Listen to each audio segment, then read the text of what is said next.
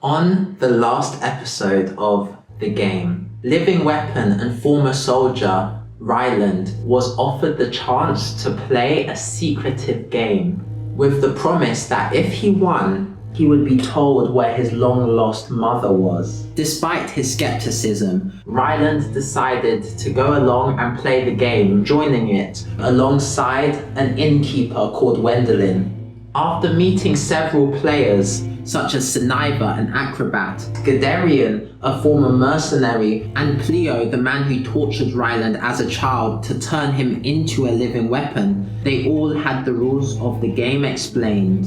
There are two sides, the Imperials and the Barbarians, and the goal of each side is to get rid of all members of the other side. The way they do this, however, is quite different. Every round, everyone in public will vote for who they think is a barbarian, and the person with the most votes will be eliminated. Meanwhile, after that, in secret, after each public vote, the barbarians will meet in a separate room and choose whether they want to eliminate one of the Imperials or convert them. If they choose to convert, the Imperial chosen will be given a choice to become a barbarian or refuse. However, no matter what they choose, the barbarian's turn is done, meaning this is a game of strategy and deception. Ryland, as luck would have it, is chosen to be the first barbarian, and in a fit of anger he chooses to eliminate Pleo, which turned Pleo to dust. Now, all eyes are on Ryland, and he is wondering if he has just made a huge mistake. And now the continuation. Chaos erupted in the castle hall. The noblewoman who had at first asked for a glass of wine when she came in, who Ryland saw was named Rita according to her door, let out a gasp and covered her mouth with both hands. Sniper, the woman who liked doing flips, screamed, while a man and a woman who looked as if they were twins clung to each other. The man who muttered to himself started muttering louder, crouching down in the corner of the hall. As said, the man who seemed to be homeless and a woman with shifty eyes ran to the doors, bashing and trying to get out. Another man who was dressed like a court jester waved his hand in the air in front of his face. "It's a bit dusty in here," he said, and then he laughed, though no one laughed with him. Ryland was just hoping no one would point out the obvious.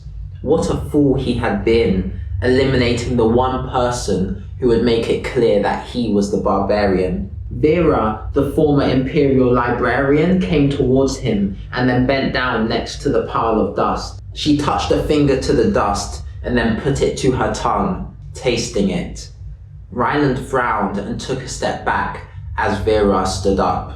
"This is a magical spell caused by the mark on our hands," she announced loudly so all could hear.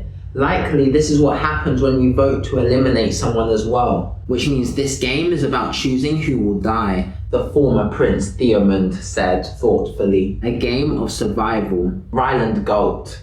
He was starting to sweat. That could be an indication of guilt for some, but he had been drinking all night. He could use that as an excuse. He cursed himself for not listening to Wendelin before when she told him he should drink less so he could have a clear mind for the game. But how would he have known that if you lose, you die? "There is no way out," the woman with shifty eyes said. Ryland looked for her face on one of the doors and saw her name was Titha. "What do we do?" Sniper asked, panic in her voice. "We play the game." Ryland turned at the sound of the deep voice to see a man dressed in expensive silks, a jeweled ring on each one of his fingers.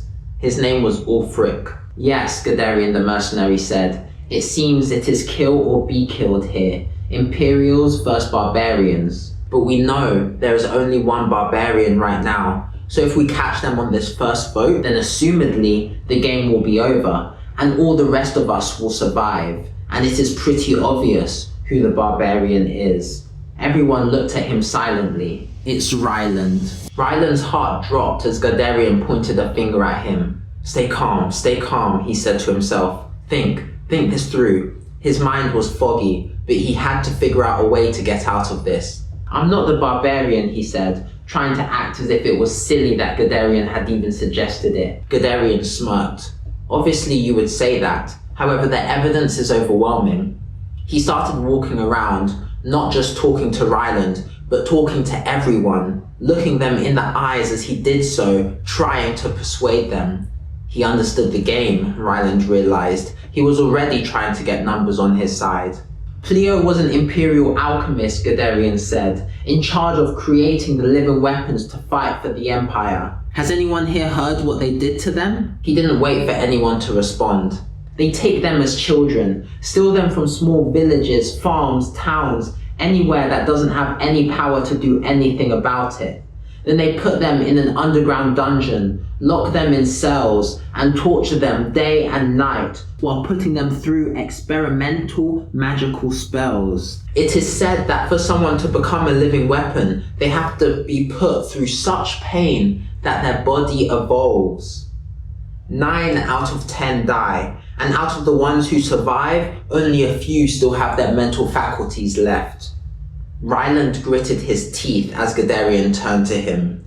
You and your brother were put through it, weren't you, Ryland? And your brother died, but you survived. Seeing Pleo, the man responsible for everything you went through, must have been so horrible. He then turned to face the others in the hall again. And on top of all that, Pleo mentioned his brother and acted like Ryland should be grateful. I feel for you, I really do. But this is the game we have been forced to play, and I know that you are the barbarian. We have to vote for Ryland. We have to. There were murmurs of agreement around the hall. Ryland took a deep breath. I may not be a scholar, he said, but I am not stupid. Do you really think that if I were a barbarian, I would eliminate the one person that would immediately put all the suspicion back onto me?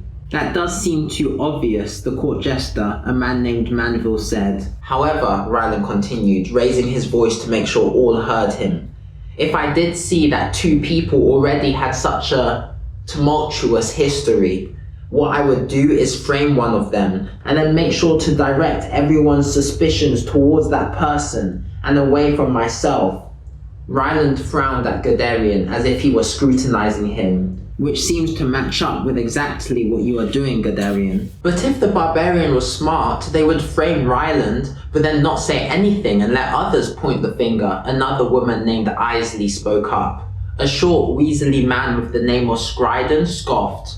And you are meant to be some great mind, he mocked Isley. She rounded on him angrily. I'm just as smart as you. Unlike you, he waved a hand in Isley's direction. I actually serve the chieftain as his tax collector. Serve yourself to our money, more like, Isley muttered. Careful, woman. I know exactly how much your degenerate establishment owes in taxes, and I could always pay you a little visit for inspection. If I were to find out you were lying about how much you collected, and I know which officials take bribes, you want to play that game? Isley shot back. Enough, Theoman said with a commanding voice. This is not helping. Scriden turned to him. Oh, the fallen prince speaks. You have no authority here, boy. Don't act like you do. Theoman's lips pressed tightly together. We have to stay focused on figuring out who the barbarian is and end this game before anyone else dies. Chaos could be the strategy of the barbarian, Ulfric, the rich man said suddenly. Perhaps Scriden is playing that kind of game. Before Scriden could respond, the game master stepped back onto the gallery. Please stop all talking. It is now time to vote. I will call your names in a random order, and you will say out loud or indicate who you are voting to eliminate from the game. First, Guderian. Ryland, Guderian said. Ryland started to sweat even more. Had he done enough? Scriden's personality might have taken some attention away from Ryland, but Guderian had just put it straight back onto him. As the votes continued, Theomund and Ced both voted for Ryland, as did a woman called Haramilla, but then slowly, votes for others started coming in. Ryland voted for Scriden, hoping that enough people would go for him, and he was joined by Manville the Jester, Wendelin, Seniva, and a few others. There were some rogue votes as well. The noblewoman Rita voted for Ced, the man muttering in the corner named Abearden voted for Vera, and even Guderian gathered a couple votes. Ryland noticed that one woman didn't say a word but pointed at Scriden to indicate her vote, and then the votes were done. Very well, the Game Master said. With a total of 10 votes, Scriden, you have been eliminated. Ryland stopped himself from letting out a sigh of relief as Gadarian was still watching him carefully.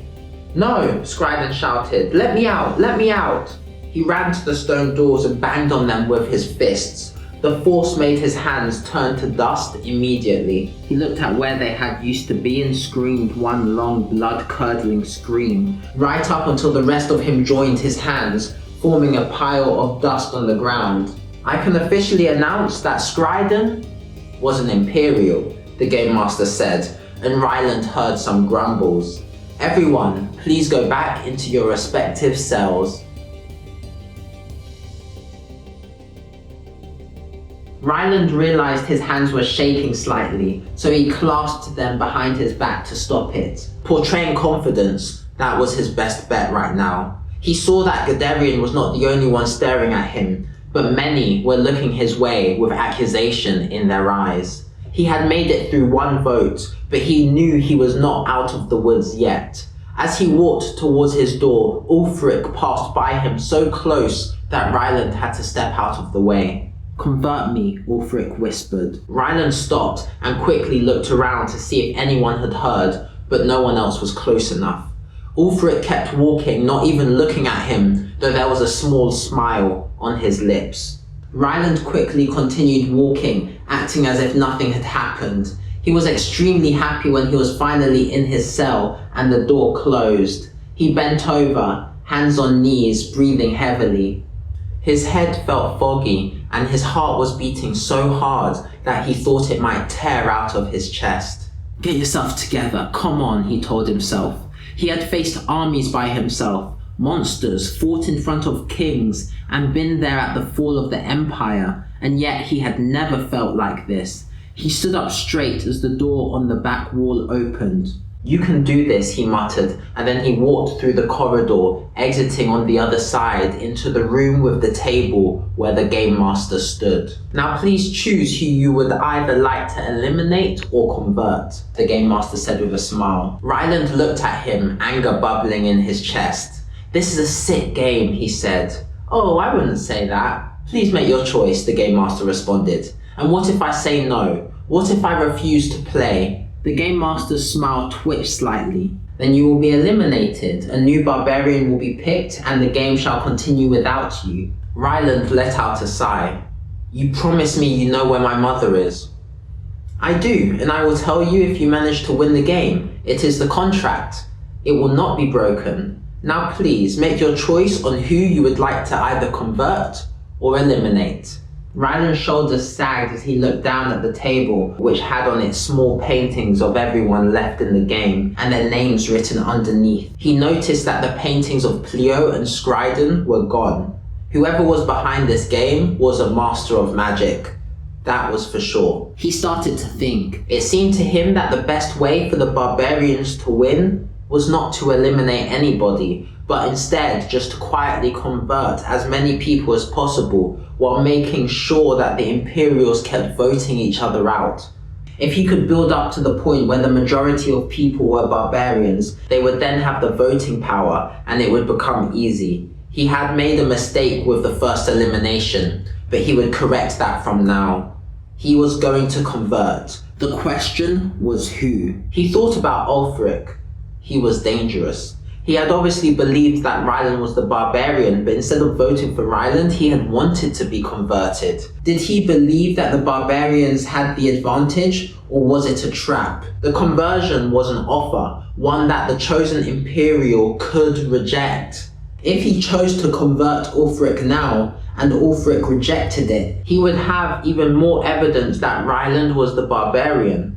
He had been lucky this time because Scriden couldn't control his tongue. But if he tried to convert Ulfric, and then Ulfric refused and spoke about it in the hall, Ryland would be as good as dead. So perhaps the best strategy was to convert someone like Gadarian or Haramilla, who had voted to eliminate him, so he could bring them over to his side. That could look bad for the both of them though, if they suddenly decided he was no longer suspicious. especially for Guderian, since he had pushed for eliminating Ryland so hard. "Please tell me your choice," the Game Master prompted. "Wendelin," Ryland said finally. "I choose Wendelin to convert." "Very good, I will go see if she accepts. Please wait here." Ryland watched as the Game Master went through a door that hadn't been there a moment before. Without the Game Master in the room with him, it was eerily silent. He looked around briefly, considering if there was any way to escape, but soon gave up. He was marked by magic. The only way out was to win, and he hoped Wendelin would accept the conversion and help him do it. She was an innkeeper, and she knew a lot of people. Hopefully, with her backing, he would be able to convince enough people to vote away from him long enough to convert more barbarians. But it all depended on if she accepted. If she did not, he would lose a turn and still be in a bad position. A moment later, the door opened and the Game Master walked through with Wendelin following him. Ryland couldn't help but grin in relief. Wendelin's eyes opened wide as the Game Master spoke. "Wendelin has accepted the conversion." "So it was you," she cried, and Ryland nodded. "I didn't know elimination meant death. I just didn't want to play with Cleo, that's all. But it turned out to really put me in a difficult situation," he explained to her. Wendelin shrugged. "Well, you got out of it, and if I am honest, I am happy to play barbarian with someone like you." "Likewise," Ryland responded. "Now that you both have met, please head back to your cells to start the next round." Ryland gave Wendelin one last nod before they each went through their respective doors. When he was back in his cell, Ryland found himself smiling at the successful conversion. But knowing that would look suspicious, he changed his face to a more serious look just as the door opened and he stepped back into the hall. The Game Master was somehow already on the gallery, and he announced, "The next vote will be in half an hour," and then he left through the door at the back. Everyone was looking around curiously, so Ryland did the same, but as he already knew, nothing happened. "No one has died," Sniper said excitedly. "So someone was converted," Haramila said thoughtfully. "But they could have said no. We don't actually know if there's a new barbarian or not," Titha added. "It seems to me that the best strategy for the barbarians would be to just convert people in secret and stay in the background, which does make it odd they eliminated first. That actually makes me think it is less likely to be Ryland and more likely someone jumping on an opportunity." Theoman spoke in his commanding voice. "Or more likely, Guderian jumped in because it was not done strategically, but out of anger." "You seem to have planned what I am supposedly doing very well," Ryland shot back at Guderian, the anger in his voice real. "Not because Guderian was wrong, but because he was exactly right."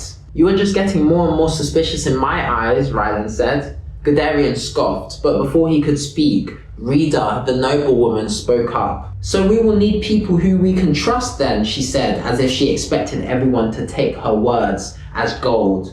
"So who wants to form a team with me?" And some of the other players exchanged looks before Theoman, Ulfric and Haramila all went to stand by her. Rita continued looking around.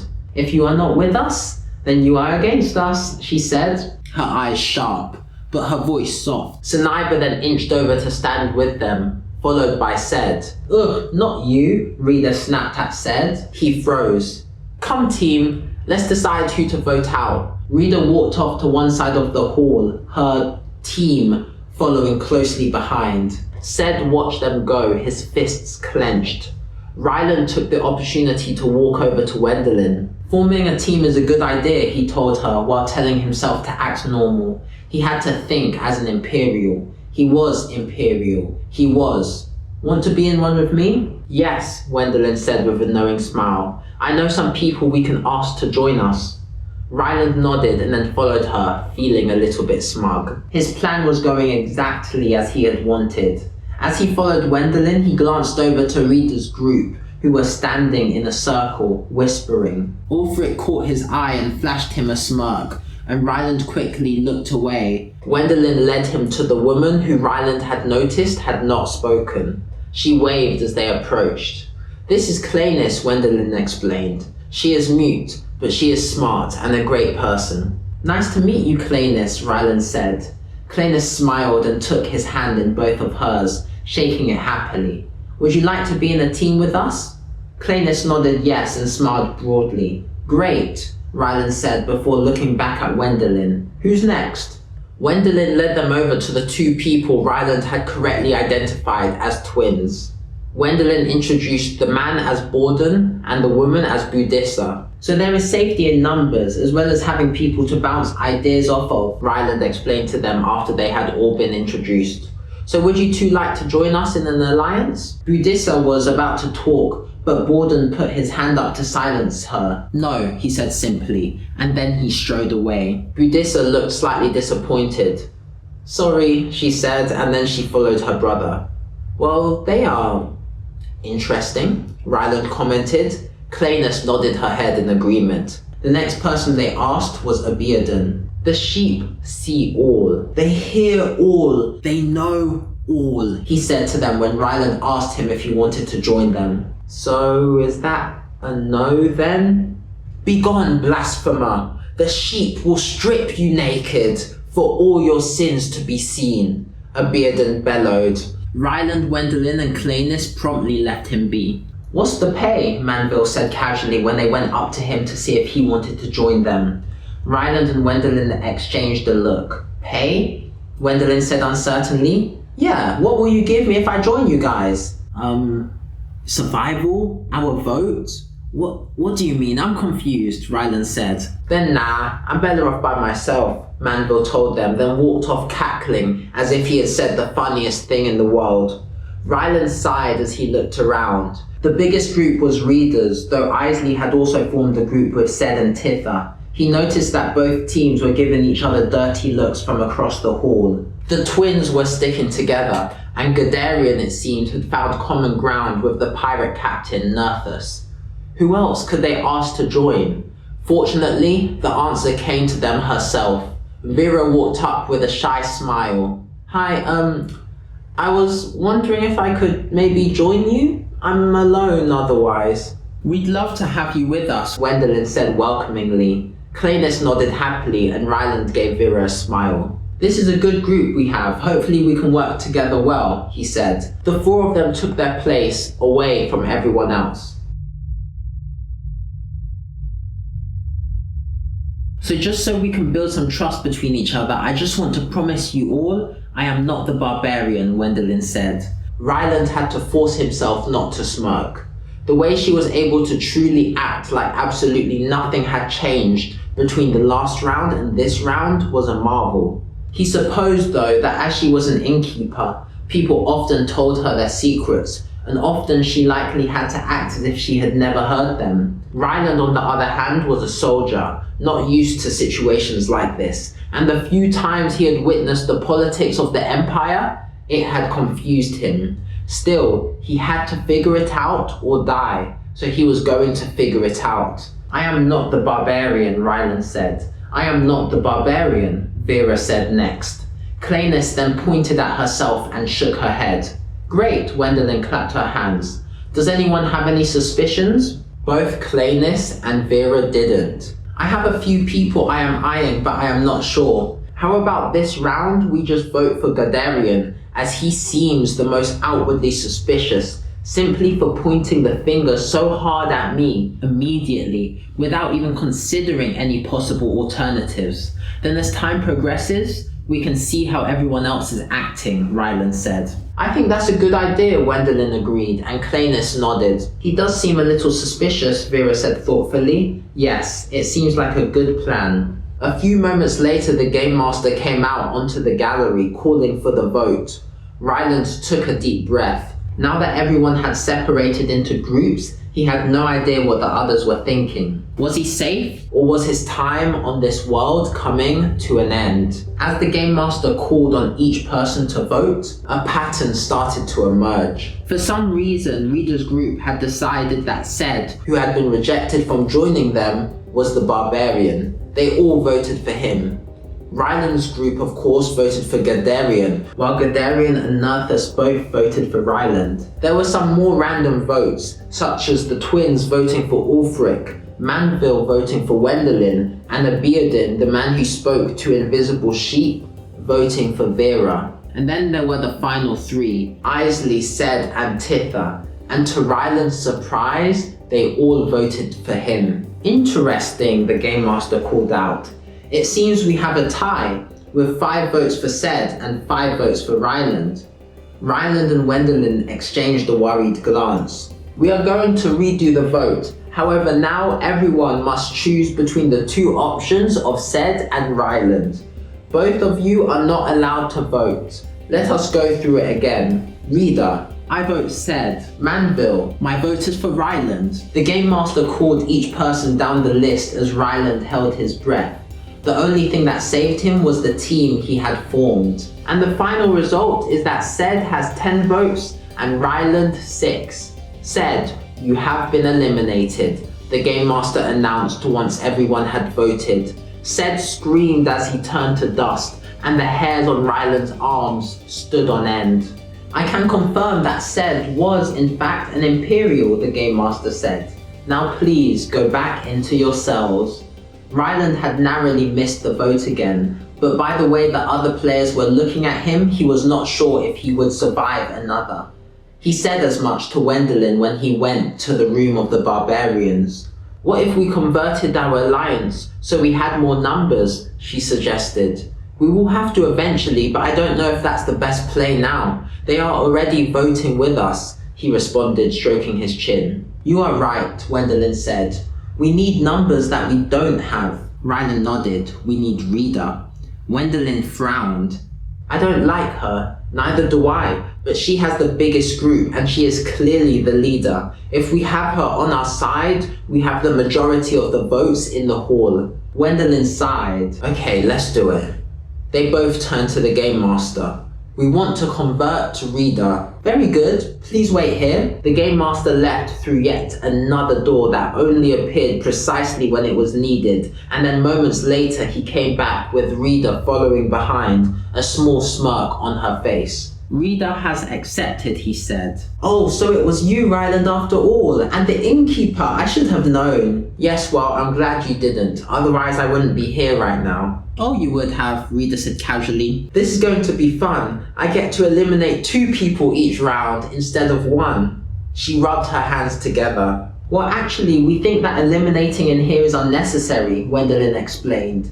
It's better to keep converting. Meanwhile, we have 2 separate alliances in the hall, so we can eliminate the most dangerous people, convert everyone else to barbarians, and win with minimal loss. Exactly, Ryland agreed. So let's decide from now who we want to vote for in the hall before we run out of time. Me and my servants are voting for the crazy man, Reader said simply. Servants? Wendelin asked, exchanging a glance with Ryland. Yes, servants, followers, whatever. My team. We go for the crazy one. You mean Abiadon? Ryland asked, and Reader nodded. I don't think he is a threat right now. He isn't working with anyone, and his votes seem to be random. I don't care, Reader told him. He smells bad. Someone like that does not deserve to share the same space with me. Can you imagine what people would think if they heard that I was fraternizing with a creature like that? Ryland couldn't believe his ears. That's not a good reason to vote someone out. This is life or death here. We have to think strategically about what will help us stay alive. Reader was shorter than him, but somehow Ryland felt like she was still looking down at him. This is not a debate. I have told you what I am doing. You can just do it too, or not. Simple. Before Ryland or Wendelin could respond, the Game Master told them to get back to their cells. As Ryland did what he was told, walking through the corridor, he wondered if he had just made another huge mistake. Thank you for watching. I really hope you enjoyed this as much as I enjoyed writing it. This is episode 2 of a 3-episode series. So if the last episode is out already, you'll be able to watch it by just clicking somewhere on screen right now. A.A. Watson out.